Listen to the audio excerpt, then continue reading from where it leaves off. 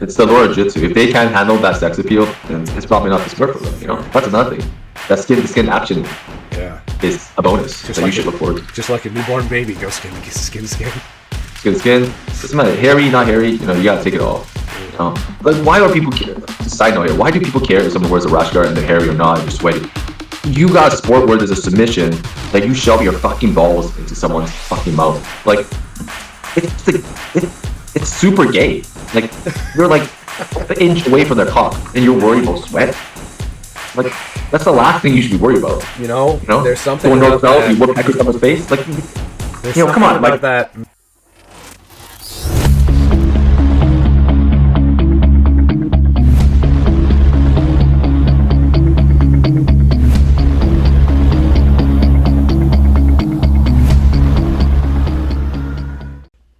So cold. It's snowing there? It's snowing. I'm watching it snow right now. Yeah, it's snowing here.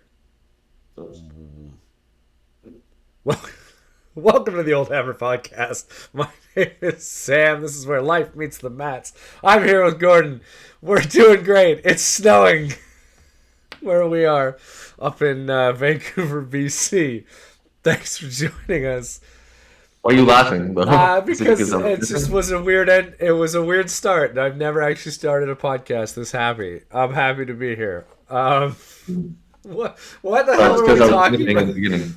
Plus, you know, what we were leading up to talking today was, I don't know, gives me joy. What are we talking about today? I don't I think we decided to talk about expectations versus reality and how it changes over time in your jiu-jitsu journey, and the prerequisites for your expectations, and what it will actually lead to, you know, actual reality.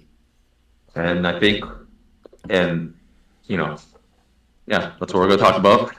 Fair enough. Just good. What are your expectations when starting jiu-jitsu versus what are your expectations? We've sort of talked about expectations in the past, but it's been on a very linear scope, very miniature version of it. Like we talked about overcoming anxiety, having a goal when you hit the mat so that you don't worry about all the other crap that goes on. But that was very specific. I think what we're talking about today is more general, right? Like a wider scope. How will jiu-jitsu affect you, affect your life, and what expectations should you have if either starting to it, returning to it, and all the variables that actually come into that, because there's quite a few. There's more than you think, and I think that's why we wanted to talk about this today, because also to dispel some that's myths or stereotypes about jiu-jitsu. Some of those hold true, but I don't think they hold, you know, as much weight as people think about some of those stereotypes. And I think we have a unique perspective. You know, we started jiu-jitsu in our early 20s. We're like 21, 22. We started jiu-jitsu. Yeah, something like that. Then we took a massive break. And now we're back as nearly 40-year-old men. And then we have two different... And the jiu-jitsu meta changed in between there. It went from like a slow, like... The slow style jiu-jitsu. What is it? The slow slug of death. Pressure style. Yeah. Like the, you know, like guard was like close guard, half guard, and what butterfly, was it? Maybe. Open, maybe butterfly. Like when Marcelo Garcia came out with his, you know, X guard, it was such a big deal. Now every fucking white belt with no stripe. X guard and rubber guard were like new things. Yeah. Anything 10th Planet came out with was like a massive innovation. Now it's like if you do nogi, you know, all the 10th Planet stuff is like you're exposed to it. You see it. It's like no secret sauce. You need to know X, reverse X. Both of those are pretty standard. You need to know De La Hiva, inside outside, right? Just from a guard perspective, like you need to know those things. We didn't need to know any of that when we started.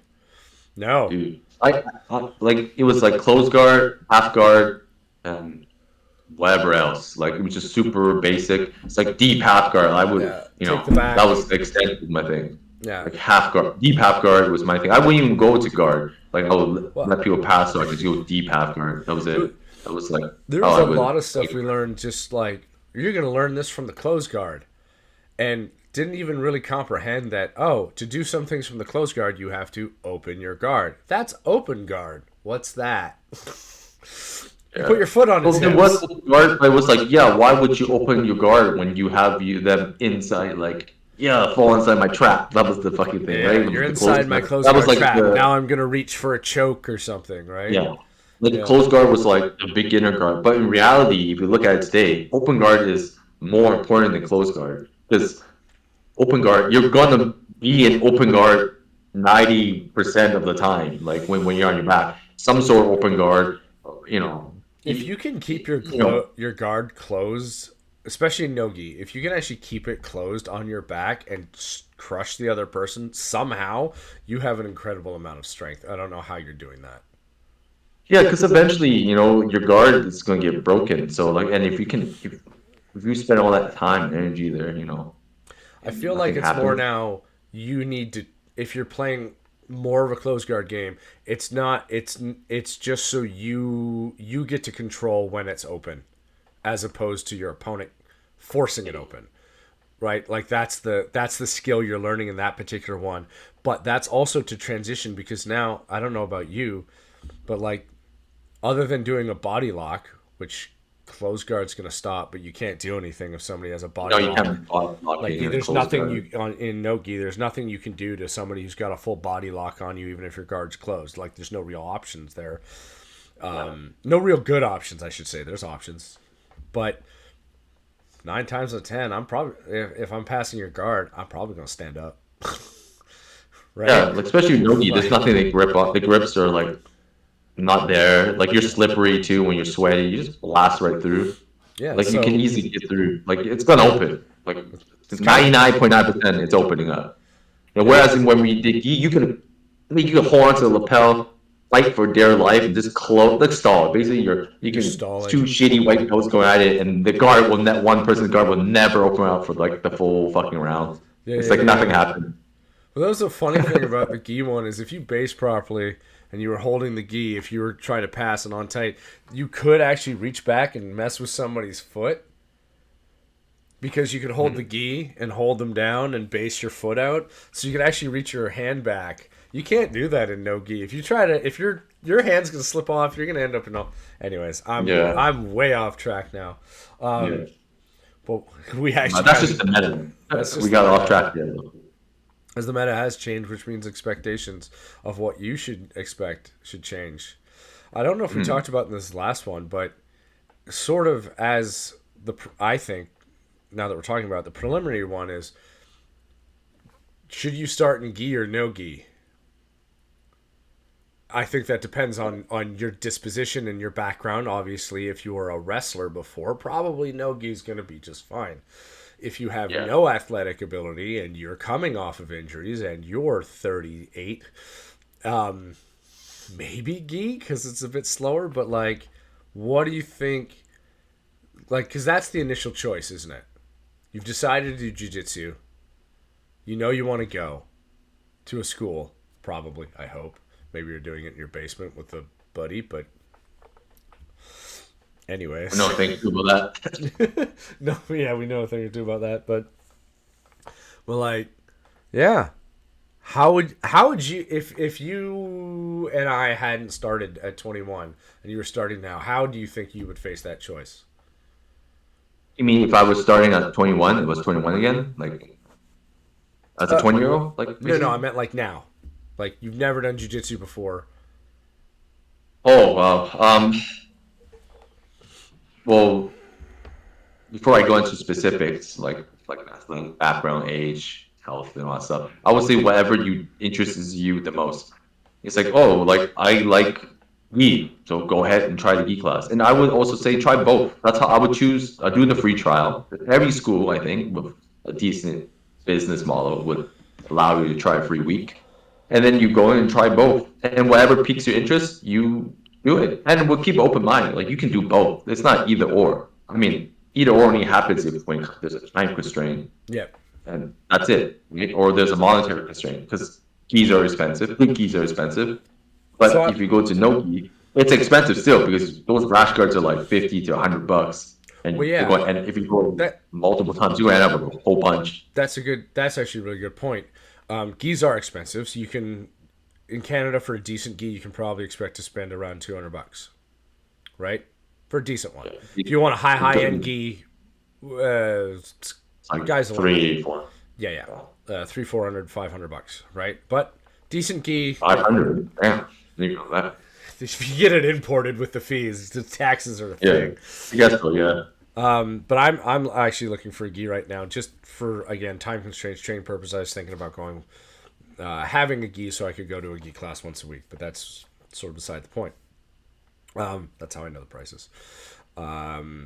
But at the same time, even if you get a gi, you're probably going to want a rash guard.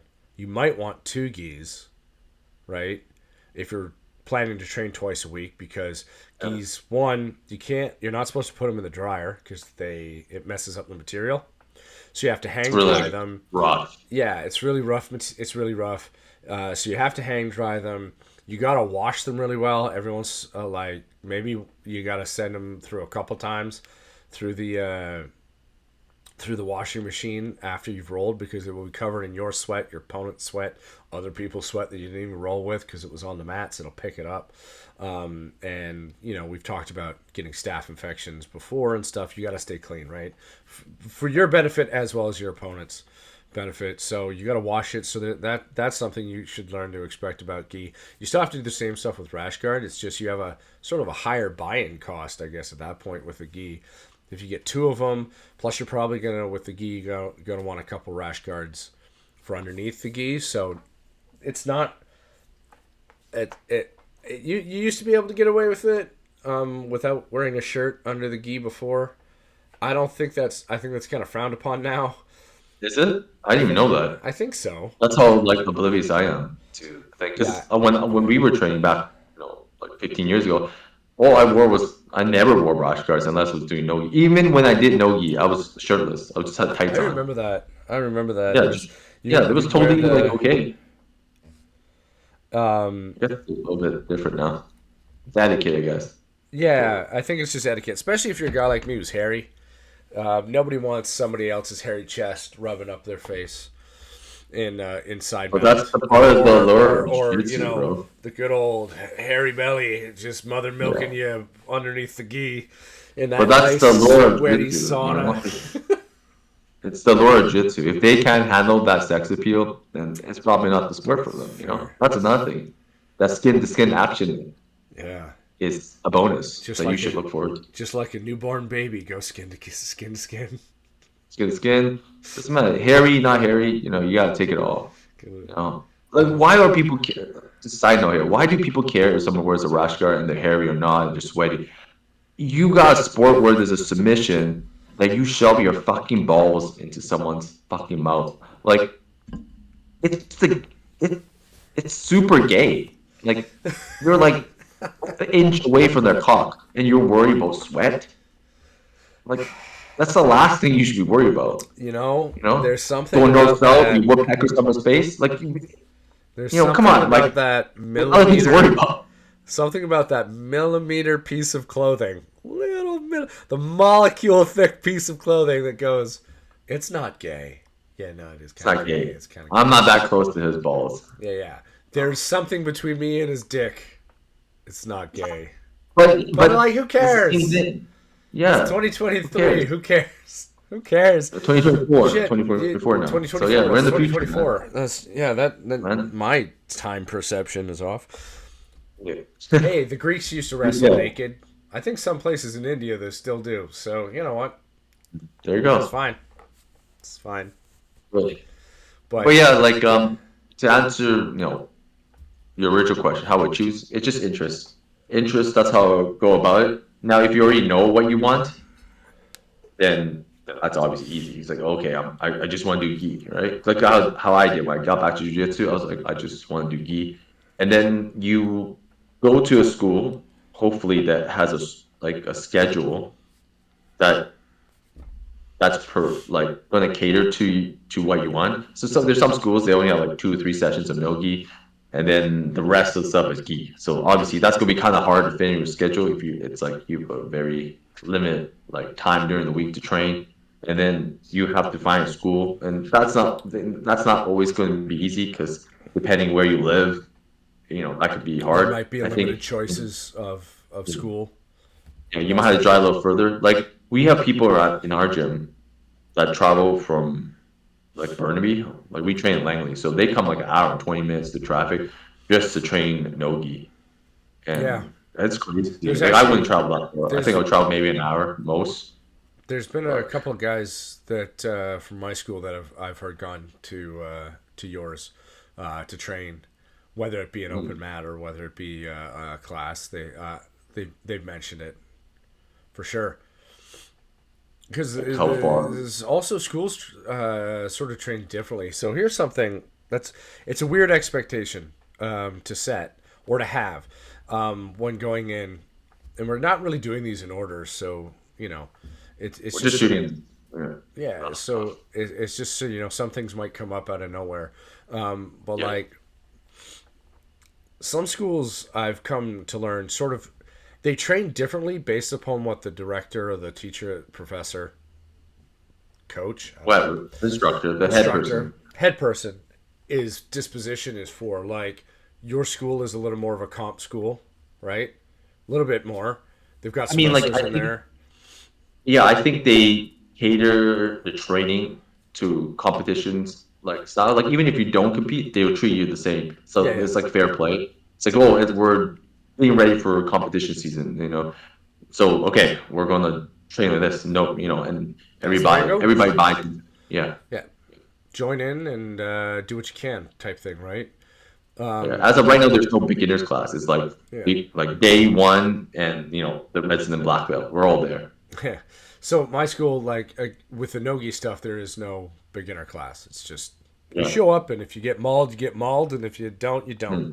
However, Yeah. yeah.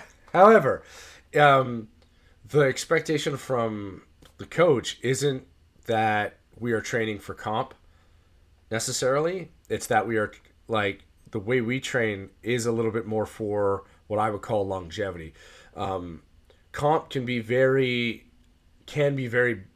brutal on the body because it's Yeah. meant to get you ready to do a very hard thing. Whereas, say you're at my school and you can't go the full 6 rounds because maybe you're sore, maybe whatever. Well, that's fine. Nobody's gonna be like, and I'm sure nobody like shits on anybody at your school either for not doing that Um, or have that expectation. But like, you, this is a really roundabout way of getting to where I'm trying to go. What I'm trying to say is, depending on the school, if you're expecting to go to comp, right, then you might have that expectation of going into these situations where you're going to train a little harder for a little longer. Whereas if you're a school like mine, the expectation is that you train to learn, you train for longevity. So, if you're having a day where you can only roll 3 times because you rolled 6 times yesterday, that's okay. yeah. That's totally fine, right? So, Yeah, for sure. There's some schools they will frown upon that. I'm lucky that like they're pretty lenient. They understand that not everybody's a competitor. That the option to train like a competitor is there for you. They don't like kind of ostracize you. It's like, oh, you're the hobbyist, even though you come 5 days a week, and you're the competitor. So we're going to like segregate you. yeah, Like or treat you you differently. treat differently, not like in a mean way, but we're just gonna we have to cater to the guys that are competing. But no, they're just like, okay, we're gonna do competition style training setup for the month or whatever it is, and then they just go about it just like the intensity is like, okay, let's pick up the pace. It's more like good motivation. It's like, okay, come on, we got 6 rounds, like we're gonna go hard. We got like these like 50-second breaks in between or whatever it is, and then quickly change partners, don't dilly dally, this and that. Like we're nobody's shouting at us like, oh, how come you're not doing this? It's like Yeah, yeah. you still got to take the onus, but you really are like encouraged, in a positive way to like, hey, come on, like really push yourself, that kind of thing. So I don't think anybody feels forced. Like if like I'll sit out. Like if I do 3 hard rolls and I'm like exhausted, I'm like I'll sit out. Then I'll try to find somebody who sat out as well. To be fair, Yeah, sometimes yeah. that's not always the case. Yeah. Well, that happened to me Or on Friday, like because I usually train like Wednesday, Thursday, Friday is the way it goes right now, right? So by Friday, I was like, I did 3 hard rolls, and I was like, I'm kind of done because on the Wednesday I started the week with 6, 6 hard rolls. The last roll was against a brown belt, and it was like tough. He actually speared me once. It was pretty brutal. Yeah, He didn't take me down because he was smaller than me, but it got me. He got, but like, yeah, yeah, so if you're just starting jiu-jitsu as well, like there may be a different in schools, but also just your own expectations of like, are you going to be able to do six hard rolls? Probably not. It's exhausting, even for people who've done it for a while, right? yeah. Like, it's physically taxing, and that's something that you should take into account, right? That one thing I have been hearing a lot around is like people being like, well, how do I get my cardio get better for jujitsu? How do I increase my capability of doing 6 rolls? And just realize that sometimes you just won't be able to. Like, obviously, the more you roll, the more you can roll, right? Yeah. So the more time you spend rolling, the better you'll get at rolling, both in skill and in physical capability. And yeah, you can do things on like increase your VO2 max, and there's a bunch of protocols that you can help with that. But like sometimes you're just not going to be able to get to 6. Sometimes you might not be able to get to 4, and that's okay. Especially if you're like hobbyists, right? It's like there might be guys there that train like twice a day, 6 days a week. Like the likelihood that you're going to be like that's 12 sessions. So you're going against guys that are doing 10, 12 sessions, and you're going there doing 3 to 5. They don't need to do anything extra. Like you can whatever extra you want to do outside isn't going to be comparable because they're getting so much specific cardio for jiu-jitsu just by rolling, by frequency, Yeah. but the total volume of their training is so much higher than yours.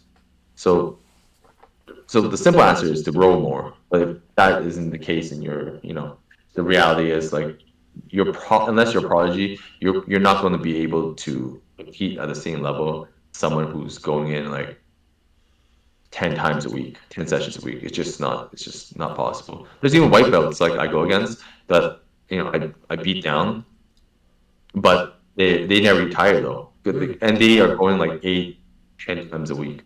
And I know eventually they're going to catch up, to me, just because the sheer volume of their training is Yeah. so high that now, like when I go against them, like I can tell they're getting better so much faster. And yeah, and that's one of the expectations for coming back to jiu-jitsu. um, the reality is like if you only can go a few times a week, you're gonna be so many steps behind compared to someone who is going like 10 times a week, 10 sessions a week. And even Yeah. they can be worse than you initially, but they will catch up just by the sheer volume of the training. And there's nothing wrong with that. You can't be upset about that. I think like one of the myths that people nowadays, especially for nogi, in my opinion, I think we talked about this before, is that you can be a higher belt. You're like a purple belt. You're coming in twice a week now. Okay, whatever. Or like a blue belt. Let's say blue belt. You're coming in 2 times, 3 times a week. That white belt that started a year ago, who's been coming in like 8 times a week, he's gonna catch up real quick. Then you're gonna find yourself getting caught by him or her. It just the long gone like are days when like the when you are a higher belt that you are expected to just beat down the lower belts. Like if you were a brown belt, Destroyer. like every single buddy that isn't a brown belt, you should be able to annihilate.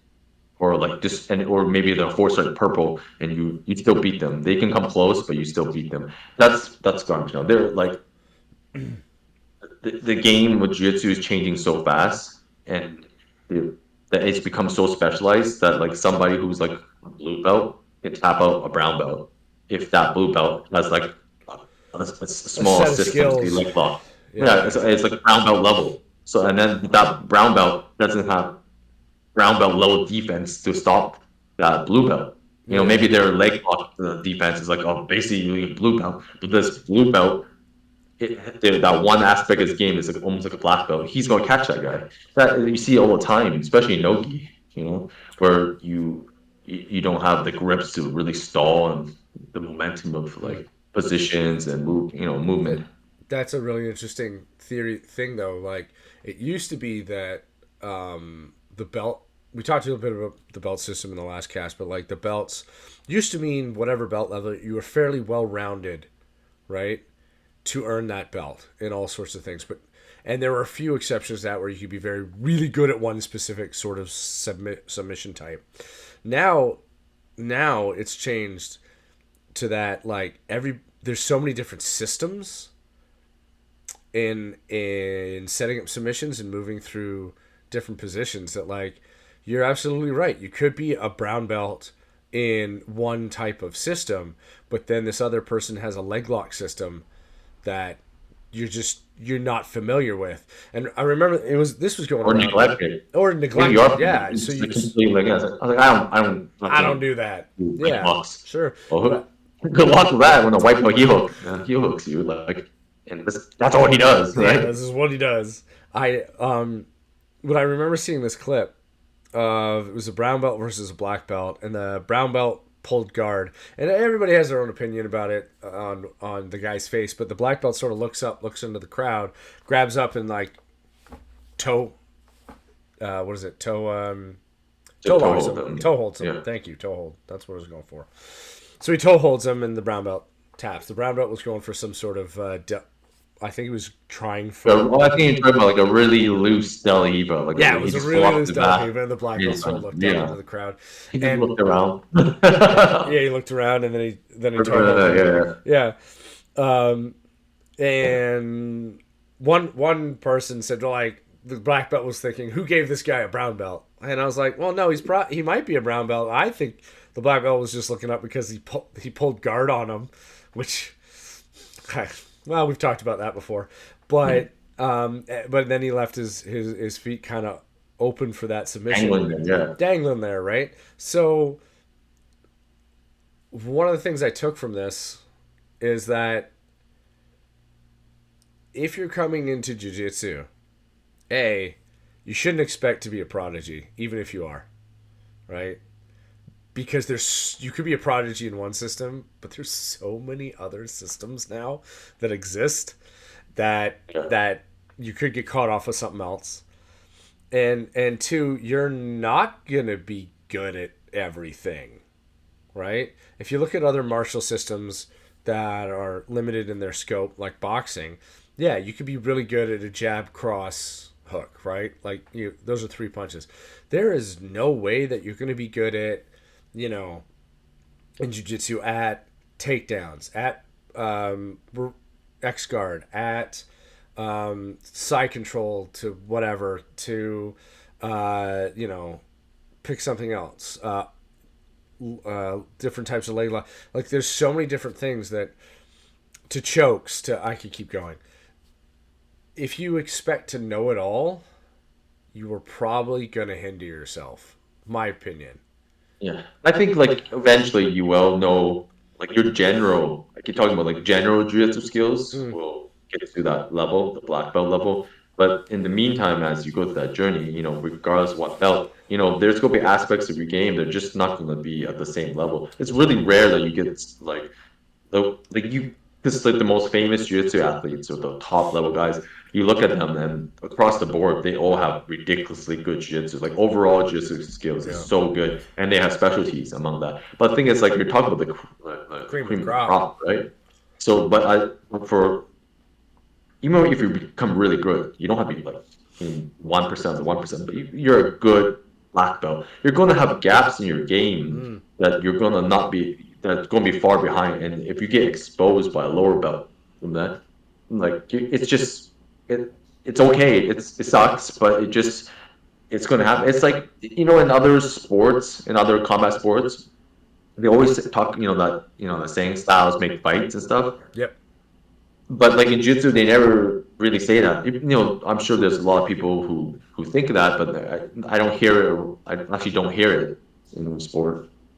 That no, that's a good that styles make fights. Like some styles, they don't say it explicitly. Like like you are extremely good. This guy, fighter A, is really good, and he just gets murked by fighter B. But fighter B was not as good. Well, that style of jiu-jitsu was his like fighter A can't win against fighter B because like that was like the anti-jiu-jitsu or like the anti like game to the thing like his kryptonite. He's unable to stop that. So that's the thing. Like it's going to happen. People think it's like, well, if you're a black belt and you're so good, like you should be able to stop this and that. That's not true. There's some high level black belts out there with like pretty big holes in their game compared to other black belts. But they still like the cream of the crop. It's just that it's just how it is, like just like boxing. There's some guys that can handle certain styles of fighting, certain strategies that just work so well against them. It's just and like in MMA and even like in judo, like sometimes like it just that's just the way it is. And I think people need to um forget about the belt system in the sense that like just because you're a higher belt, you're going to be able to smash just about everybody under you. And yeah, that's one of the stereotypes. Well, that prompted something in my brain. There is like my coach said we were practicing the De La Hiva pass through, so under the legs, right? So that you could go into either a back take or you could do a leg lock from that position. And the way you do it is by getting inverted, right? Now I'm a big guy. I can still get inverted, right? It's not. I don't like doing it, but I can still. And I'm not gonna say I'm gonna expand my inverted game so that I can do a lot of inverted work because I don't like it. I can still get there. So he kind of gave me a little bit of a compliment. Like, you can still get inverted as a almost 240 pound man. Like, it's, yay, thanks. I can still do it. I don't like it. But like, that's sort of what I think you're getting at there is like that dealing with that would be a hole in my game. Say I was a black belt. I'm not. But that will always be a hole in my game is doing any inverted work because I just don't like doing it. Right? So like if you're coming into jiu-jitsu and suddenly you find you're really good at doing inversions, great. But lean hard into it. lean hard into it. But like don't expect to be really good at inversions but also really good at like a top heavy pressure pass game necessarily, right? At least not in the beginning. Not in the beginning, not at least, how you right? get purple belt, brown belt, that kind of stuff. Like things will start to come together. Yeah. More I than think the anything. number one expectation is all of this takes time. And you Yeah. talked about that a lot. Like, it's going to take time, and whether that takes 10 years of doing 2 to 3 days a week, 3 to 4 days a week, or if it takes 6 years of going twice a day, 5 days a week, but, every 4 months you have to take a month off because your body's broken. That's really comes down to jiu-jitsu is a patient sport. Yeah. Oh, sorry, you need patience to do it as a sport. Because you got to realize that, especially for me, I remember coming back in. I think you sort of introduced me to it, like, and we did a little bit of wrestling in the backyard when I knew nothing, and I think you were just a fresh white stripe belt, and you're like, you should come, and I'm like, how does this work? And like we just did nothing. Just Really. like yeah, we just goofed around. We just goofed around in the backyard, and like I was like, oh, okay, I'm pretty big and strong. I'll come do this, and I had probably in my mind an expectation of going in and like wrecking house or whatever, and no, that was quelled instantly. My ego was just put in check pretty quick. Yeah. Yeah. Yeah. For sure. Same with mine. My introduction to jiu-jitsu was remember this, you remember like Justin Wong? Yep. Yeah, so he was doing jiu-jitsu, right? I think he was like a two-stripe white belt. And then I had like at least like 20 pounds up in him and like 7 inches of height. And we were just playing around. He's like, we're gonna grapple. I'm like, okay, sure, I'm gonna fucking smoke you. And I remember him like taking my back. I'm like, what the fuck is this? He was on my back like a monkey, like a backpack, right? And then he choked me out. I didn't know how to tap. I was just like gurgling. He let go, and I'm like, yo, what the fuck was that? I'm like, dude, that's jujitsu. I'm like, well, holy shit! Like, I gotta try this shit out. So I that, and he was small, man. He's like 5'4" or something like that, and like 120 pounds. And so I was like, oh, what's this like black magic? So like, What's this? then that was the start of my jiu-jitsu journey. So I was already humbled by the time I got to jiu-jitsu because I got a taste of it That's outside that's a good point though. Like coming in jiu-jitsu, a few expectations you should have. Expect to tap. You're going to a lot, a lot. Expect to be tired a during lot. a lot during your class and after. You're gonna be very tired.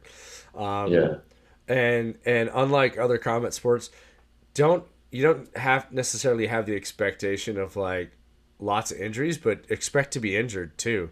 Whether it be if it's gi, your fingers are gonna hurt, your knees are gonna hurt. If it's no gi, your hips gonna hurt, your knees gonna hurt, your neck's gonna hurt. if you like if you Like like being inverted, your neck's gonna hurt, your next, back's gonna hurt. man, this side of my neck from those inversion, and we were just drilling too, and I'm like, Yeah, oh. yeah.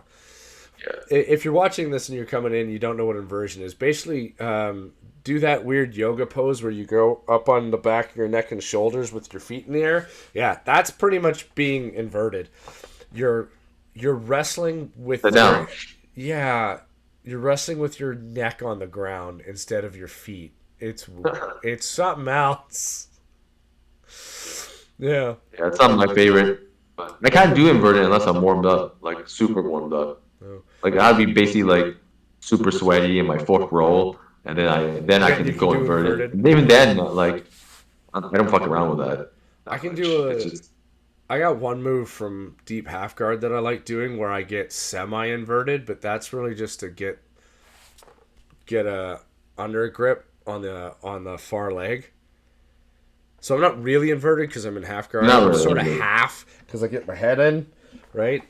And it's Yeah, really just so I can grab that other leg, and then I go back to normal. And then I got yeah. one other one, which is an escape from north south. But I'm so rarely in north south that I need to use it. Um, but yeah, that's it. Those are my two inverted times. I got two very specific situations that happens. We've talked a lot about inversion for some reason. Yeah. Start disdain for it more than anything. Yeah, that's true. If you're a bigger guy coming into jiu-jitsu, um, Older and bigger. Like older that and might be. bigger, yeah, Like you it, got neck issues, issues. You might expect want to like yeah you sit might that one out or explain to it's, the coach like this is not good for me. yeah you're gonna Like this pop is your hard. spine or neck or something when they try to do the inversion. We're But not doing a good job of selling jiu-jitsu right now. Jiu-jitsu is great, but the thing is like Jiu-jitsu is the great. reality. Well, okay, let's take a let's we've sort of done the negative expectations. Say what you're gonna say, and then I think we can pivot into some of the positive ones because we haven't gotten there yet. Well, honestly, like a lot of the other like combat sports talk about how great their sport is for your health, but like last time I checked, CTE wasn't great for you. Like boxing, like people's like, yeah, if I wear headgear, you still get pelted in the Your head. Like, brain still moves take the regardless. best, take the nice headgear that you can buy, and go smack your head against the fucking drywall. I don't know, like how many times you get hit, like 50 Yeah, times and 100 times. Just smack your head over and see how you feel. yeah. Like that can be good for you, right? And Even it's if you not like go, even if you 100%. Even go, with headgear, it doesn't matter. yeah, even if you go So just you break once a your hand, day and break your smack your head leg. on the wall with a football helmet, after a while you're gonna have some headaches constantly. It's not gonna Yeah, be a it's good not going to time. be fun, right? But I'm not trying to dog on like striking because we know we love striking, you You know. got the gloves in the background. Yeah, yeah. So boxed for a while, and then you did boxing with them. So we love striking. It's just that we also like not having CTE. We're older. Like if you were younger going to a combat sport, I think you know it's a buffet. You can choose whatever you want. But if you're older, I don't suggest you doing a striking art. I know like some people say, "Oh, you're just a pussy." I'm just like, no. I just like remembering that I have a family and I have children. By the time I'm If 60, I you, should. I want a fucking Alzheimer's. Okay, I you would know. say if you are older and you do want to do a striking sport, spar sparingly. Yeah, that's what I meant. Don't Yeah, spar as much. You're not going to recover from sparring like you think you will when you're older. Like those sparring headaches. Like when I was boxing with Tony Pep, you can look him yep. up. He's like a Is famous Canadian boxer. I trained with him for He like was Olympian, wasn't he? 2 years. I can't remember. I I think think he he was. won the Anyways, Commonwealth Games. You know, he fought Floyd Mayweather. You know, when I was sparring, you know, I used to get headaches, but those headaches would go away after a few weeks. You know, I'm not like at this age, I'm not looking forward to those headaches. You know, I use my brain at work. You use your brain at work. I can't be going in with a fucking headache. You know, I fuck my joints up. Yeah, it sucks. It hurts. But I still can work. You know, for the most part, depending on like what I'm doing. You know, if I got brain fog from getting punched in the head, getting kicked in the side head, that ain't, you know, yeah. The like we last have a thing. life inside of like outside of jiu-jitsu in terms of our job that involves us using brains. So we need to be all there. The last thing you want is to get knocked out from a leg kick at 40. Like Or that's just 50. It's asking like for obliterated. damage, which brings us to the positives. Positive expectation of jiu-jitsu. We went on a really negative detour Dark there, but like the there. positive one is, one, you're most likely not going to get brain damage. If you do catch a knee to the face, it's unintentional and it's not really with any power. It's just it's just an accident. And like I took a little one the other day, and it was oh, and it was like sorry, and I was like it's fine, right? Like there was no damage to it. One, you are gonna get you. I don't know how to say this properly, but like we say when you're coming in, you're gonna expect to tap a lot, expect to be tired a lot, right? But the more you go, the easier that gets. And the thing about jujitsu is when you get that first submission that you will get, your life will kind of change. Like you may not get another tap for like another 2-3 months after that. Is it that long? Maybe, I don't know. I'm just saying some people, they get that lucky tap, but the point is you will you will start to get those rewards, and once you start getting those rewards, something will click in your brain and you'll start being happy about going to jiu-jitsu because you'll start Yeah. building confidence. Like it's different than boxing where I had a great round. I hit him more than he hit me, Or they get knocked the fuck out. but I didn't get out the fuck out. But like when you get a tap at jiu-jitsu, every time you get a tap at jiu-jitsu is like knocking someone out. Except they're not unconscious and bleeding, and you don't have a big bruise around your eye or whatever, right? Like it just builds that confidence. So you're gonna go through this like ego death at the beginning where you'll be humbled and humbled and humbled, but then as you start to get better and you start to figure things out and you get that tap and then you get another tap and then you get another tap, your confidence is just going to start building, and you're going to find, at least for me, I found that I'm more more able to deal with stuff in the rest of my life because of how hard jiu-jitsu was, and because I know the feeling of putting in hard work and getting that there. The journey of hard work leads to something good. How do I know this? I have actual physical proof from doing jiu-jitsu. That's just the way I take it. It's the way I feel, right? Like I can point to those moments where yes, I worked hard. I figured out how to put that submission into my system and I made it happen. Great. Now I can deal with other stuff in my life easier because I know I have that capability as well. It does, like, if you don't already think that way, it does rewire your brain a little bit, and more like at least in the way I look at it, it's like a more like an engineering mind. Like when you go jiu-jitsu, you try things out, you try different techniques, and they work, and then they don't. Most of the time, they don't work, and then you're like, okay, I gotta tweak it. You go there, you drill, you train the techniques. Oh, hello, okay, and then and then you go refine it, and then one day it does work, and then it's like tests. It's like you go test it out and it doesn't work out. You rework it, and there's different pathways. Okay, I do this, and then the next person, that person defends it, and then now I gotta find another way. So it's like it's like engineering in that sense, you know. Yeah, you can definitely take. I think there's some people who are Yes. intuitive rollers. I think you and I are intuitive rollers, but we also it helps you develop that sort of scientific method approach in a way that maybe other sports don't. It allows you to be because there we haven't talked about this much, and we can get more into it later. But there are like the the what do they call them, like jujitsu nerds, right? And I forget his name, but he's a multiple world champion where you can Hold be on, Mike Musia. Like, yeah, Luciani. the guy with Yeah, yeah, yeah, I yeah. can't say the Italian It's name. Yeah. like super analytical about jujitsu. It's something that you can get super analytical about if you're prone to that.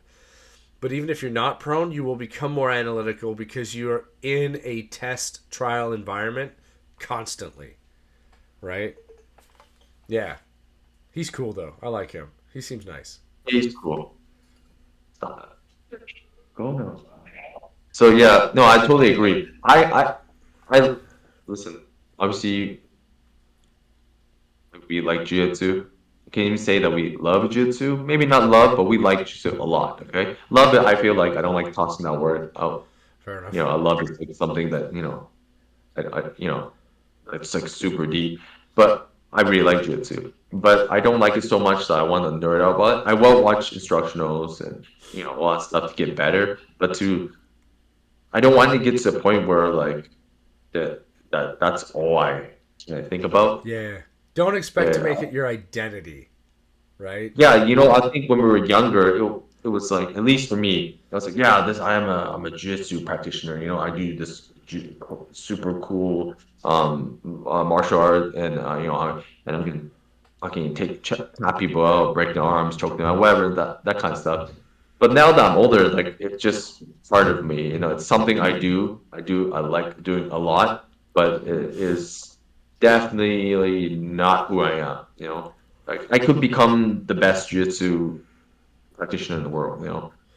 I Like think as Gordon a Ryan number two, but it's not something I really like. I don't want to attach myself to it because if you ever lose it, it's kind of like you kind of throw all your eggs in one basket. I don't think that's the way to go about life. It should be a part of it. It should enrich uh, your life, well, because you need other aspects of your life. You should enrich it rather than just be like your life. so I Even think for as high level coaches. I think as a young person, you might be more prone to doing that Oh, for because you sure. found something, you feel included. Well, that's one thing is when you find a gym that you're part of, you can expect that they will accept you and you will be part of the group.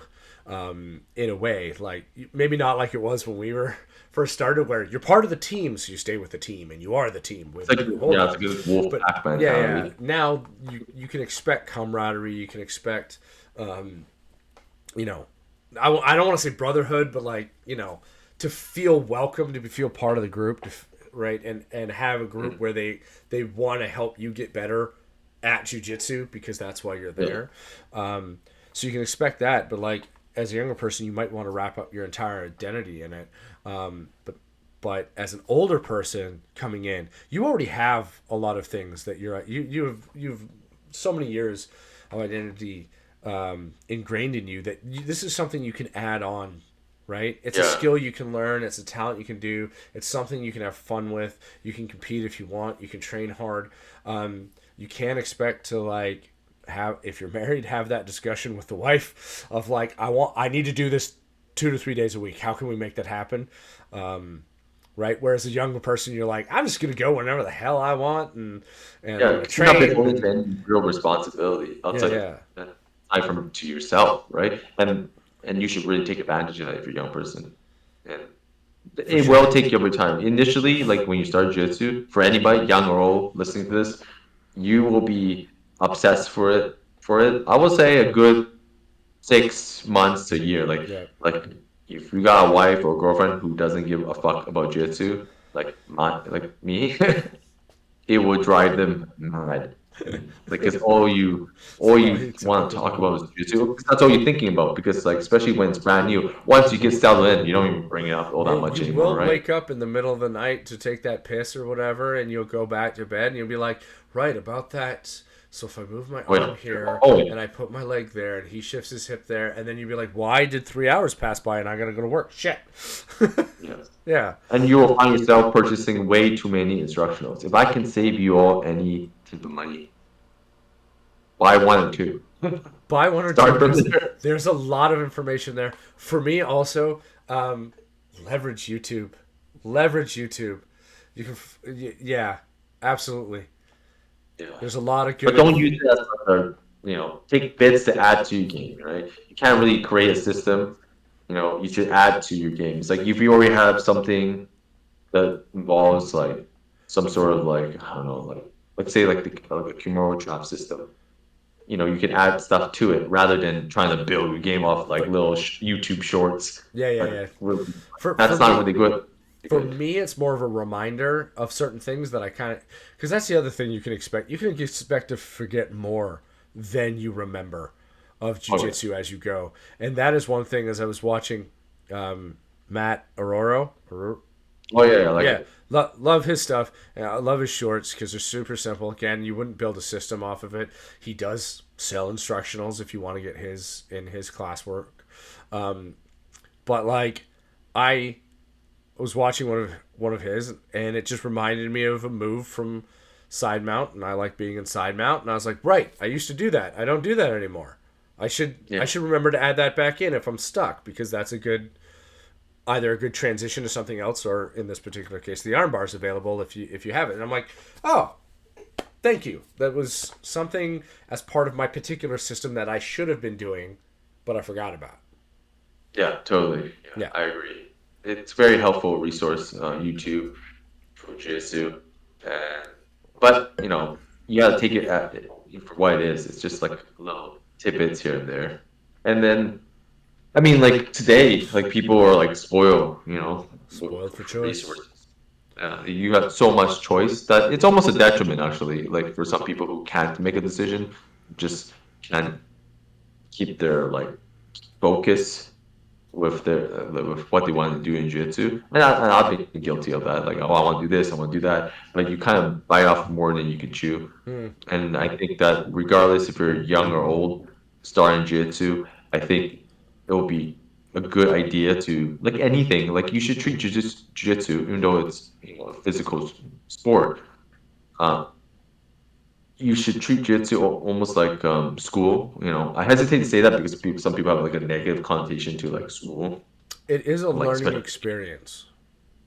yeah, it is. And I think you should. It's like I think with anything in life, if you're trying to learn something, anything, you should do some pre-reading. You should do some um, research before diving into a new subject. So in this case, jiu-jitsu, you should really like kind of immerse yourself with like the art of jiu-jitsu. Not like go crazy, like just becoming entrenched in this, Yeah, yeah, you yeah. know, like No, I think that's a you really know, good point because I think I know this happened at my school a few weeks ago, and I don't know if the person came back, but like showed up.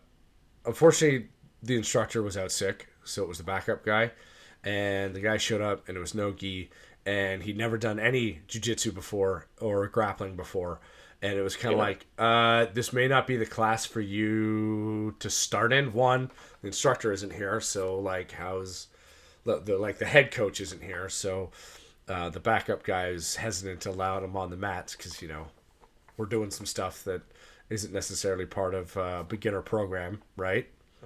And and uh, and the guy didn't know anything, so he kind of just sat and watched and didn't do much. But like, if he had tried at all, who knows what could have happened? Because he really did. He just heard that jiu-jitsu was a thing to do, and I should go take this free class. So he signed up for a free class with like no real understanding yeah. of what that meant. Mhm. Yeah. Yeah, for sure. I understand that. But I also, since he did sign up for the free class, I will like, play devil's advocate. Like, I get they should have like, I think as an instructor, you should basically expect like people not to know Uh, anything. It's nice. It's a bonus for sure for if person has some idea what jiu-jitsu is, or but I guess they didn't allow him on the mat to train. That kind Well, of sucks. the only Like, reason they didn't, just to defend a little bit, is because the actual teacher of that class wasn't there, so it was kind of more like an open mat, right? If you think about it that uh, way, and that's oh, there you go. right. Yeah, so that's a little bit of a different situation. I'm sure if the regular instructor was there, he has a system to get those people in. What I mean is, if you're watching this channel and you're watching this episode, you've already started on the journey before going to your free class to do that, to do a little pre-research, and that way when you go to a class, I'm sure they got him into another class, either a key class or a maybe that night, like they would have held him to his one free class or whatever in that situation. So yeah. Was he like an older guy or a younger guy or um what? Mid-20s maybe. Oh, he's young. Yeah, yeah. He's young. I didn't want to, Athletic. because I wanted to roll Uh, that day. I didn't want to be like, hey, I can help him out a little bit, but like, yeah, I was like, I want to roll. Sorry. Plus, like, I don't know about signing waivers and all that stuff. Expect to sign waivers. Sign your life away. like, sure. Yeah, Yeah, it's like yeah, waivers. They have no choice. It's like yeah, that's a that's legal how it thing. is. So Yeah, for sure. I mean, like, I don't know what other things to expect. We kind of like went off on kind of multiple just spitballed tangents. there. Yeah, spitball like what to expect. I'm sure we left out a few things. Um, it will be. I think like some of the myths of like jiu-jitsu is that I want to dispel is that you like gi is for older people. It's not Yeah. true. If you're young athletic, you can do gi, and if you're like old and not athletic, you can still do no gi. I think there will be certain challenges that you're gonna have to just realize that you're gonna have to face if you're like old and non-athletic, like you want to do gi, no gi, you're just going to be it's a faster game. It's a much faster game. There's less stalling, just based on the fact there's literally nothing for you to hold on to except like moving A limbs, right? human. Yeah. So your control has to be really good. There's less default controls. Like I grab a sleeve, I grab a lapel, I got the pant leg, I can really pin it and hold it. You can't really do that. But the great part is that they can't do that to you. You framing becomes framing and moving really quickly in Nogi is like paramount in my opinion. In And both whereas sense for sure, yeah, but it's no, very no, more but I feel important like more in so for nogi. jiu-jitsu, you have to be, sorry, not jiu-jitsu, but jiu-jitsu, but like Nogi jiu-jitsu, like you have to be much more dynamic, Hmm. in my opinion. At least initially until you get your bearings and you have a good fundamental And you game. learn where Whereas you can stall. you can frame long time. Yeah, there are positions in nogi where you can catch your breath, Yeah. but you need to learn where they are, right? I think you both have game ref actually. Like, Yeah, there are definitely times where you and your opponent may just agree. Okay, we're gonna sit here for a sec so we both can breathe. yeah, Yeah, because or it it's is more like fast. one person stops to catch a breath, and you're just like, oh, thank God, thank you. Like I Yeah, needed this too. especially if you're in a bad spot. You're, oh, thank you. Yeah, yeah, yeah, Yeah. yeah. And I think that another myth is that like strength doesn't matter. Dude, it absolutely matters. It matters so fucking much. Strength, speed, all the things well, we were told, and I think it's still perpetuated to this day in Yeah. some parts of the jiu-jitsu community. It doesn't matter how powerful, explosive, how big a guy is. Like if you got the technique, you can beat him. That's true. But if that big guy who is ultra athletic, ultra strong, ultra big, fast, knows the same amount of jiu-jitsu technique, you're fucked. Yeah. He doesn't even need to know as much. He can know like you could be a black belt and you're like a 180-pound black belt, like a legit black belt. You're pretty damn good. And he's like a former E1 270-pound like You talking defensive about Brock end. Lesnar here? Yeah, no, look, or like a defensive end, just like a fucking Oh, beast of a football. human Yeah. being. Yeah, football or like a Brock Lesnar. Didn't even wrestle, like play football, but it's like a A beast. three stripe purple. guess what? That 180-pound black belt is going to be in for a ride. I It's know. going to be fucking terrible, terrible, man. Like that, this and like I rolled with like some one freak in particular, and I'm telling you, man, he's better than me. He's a purple belt. Dude, the amount of pressure that I got put under is like that alone feels like you want to tap to. That's just pressure. That's not a submission. That's not a like your like anything like that. It's just the amount of pressure like in side mount is disgusting. You're like this is what it feels like to be trapped under a belt or something. That's what it feels like. Like that perception where like technique is all that matters. Like technique is paramount. It's number one. But a very close second is power, athletics is right underneath there. Because if you pair those two together, you're like a near unstoppable force. You just need another guy who's more athletic, more better, slightly better to beat you. When you get to the highest levels. Like that's why you don't see a lot of like small guys when like when open weight classes. Open weight classes are usually won by big guys. Like you Well, would think, yeah. oh, if Jiu was this end all and be all for the little guy, then nobody would be on fucking steroids. No, you're absolutely right because like Gordon Ryan ain't small.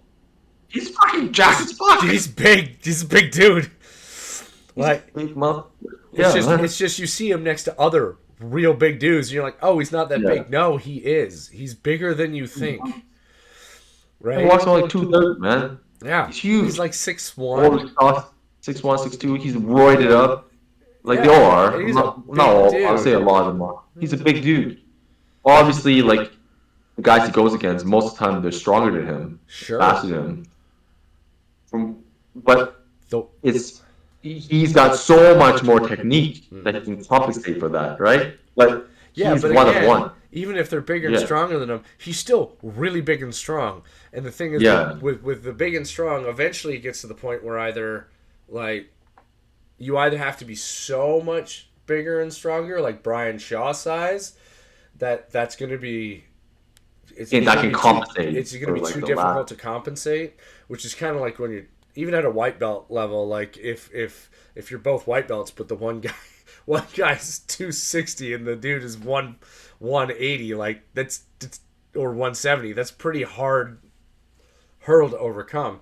But like if you had the point is like the big and strong still matters because even the people you think at the top of the level, they're fighting people within their weight class, or if they're open, they're giants. Like they're still Yeah, huge people, yeah. right? So like, There's a couple outliers that can do yeah, well against the Giant, but it's like they're fighting off their backs. They're like those guys are like very few and far in between. Like we're talking sure, about in the top 20 in the open weight class, the placings. There's one little guy, and the rest are monsters. Like they're yeah, 200 plus. yeah. Yeah, There's always the Mighty Mouse in there somewhere, right? But like, yeah, there's that one guy, but like it's a rarity. But he's that one guy. He's the one of one in that well, group. yeah, as a little guy entering jujitsu, recognize that like yes, jujitsu was originally sold as it's the martial art to do if you are under strength and under leveraged because skills play a lot. The problem is a lot of the big guys now know jujitsu, and if they know as much Yeah, jujitsu as you, like you what you gonna can't do? compensate for strength and size at that level. That's one myth that needs to be dispelled. I think it's like I think it's already I on think it's that getting way. there. A lot of new people who don't really know much about the culture of jiu-jitsu, I think they're still under the perception that if I learn jiu-jitsu, I can beat the bigger guy. Yes, if that bigger guy is Less like skilled way less and talented than tired, you. and Yeah, I mean, like if that bigger guy is like if you're much better than that bigger guy, like sure, you have to know a lot more. Like for every 10, 20 pounds that guy has a muscle or even fat, like you're gonna have to like be like quite a bit better. Because eventually you won't be able to you won't be compensate for able to that sheer compensate size. for it. Yeah, yeah, yeah. Like there's one brown belt I roll against, and he is quite a bit smaller than me, but he's a brown belt. I'm a blue belt. It's his knowledge is so much more than mine, and he's still pretty quick too. That he'll catch me every once in a while with something, right? It'll Yeah. it'll just happen, especially if it's my sixth roll of the day. Yeah. Right? So, and there's no shame in me saying that. Yeah. Like, of course I got beat by him every few times because he's he's been doing it longer. He knows Yeah. more, and that's fine. Like, Yeah. yeah. For Cool. sure. Yeah. All right. I think that's it. I don't Wrap really this have one up. anything else. Yeah.